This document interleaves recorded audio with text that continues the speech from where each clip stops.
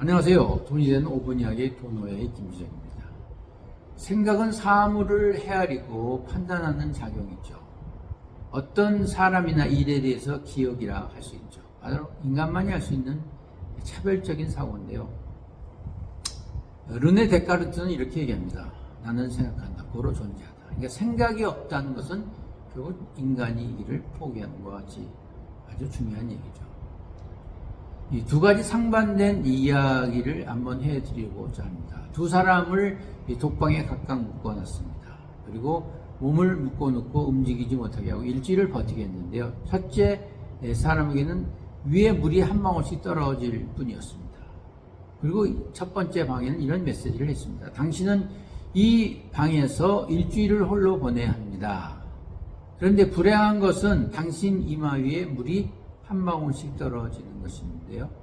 비록 한 방울의 물이 떨어지는 것이 고통일 수 없지만 계속해서 떨어지게 되면 아마 고통을 더 받을 것이다.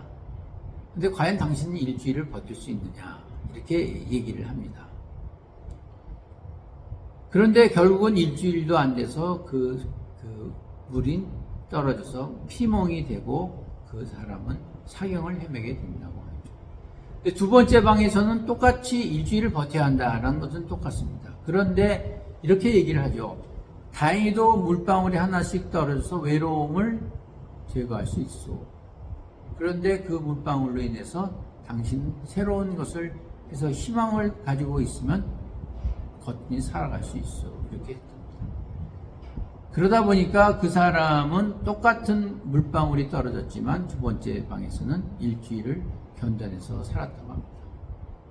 많은 사람들이 사주를 신년사주라 해서 많이 보게 되죠. 저는 물론 사주를 보지 않습니다. 그런데 몇 가지 책을 통해서 흥미로운 것을 봤는데요.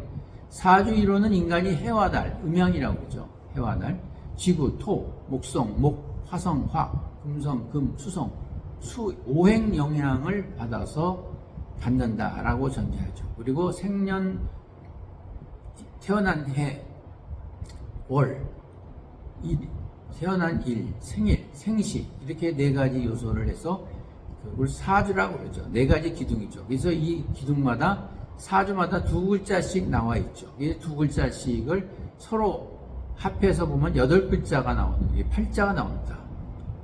그 네 기둥의 팔자를 가지고서 글자를 가지고서 앞으로 그 사람의 운명에 대해서 얘기하고 있습니다.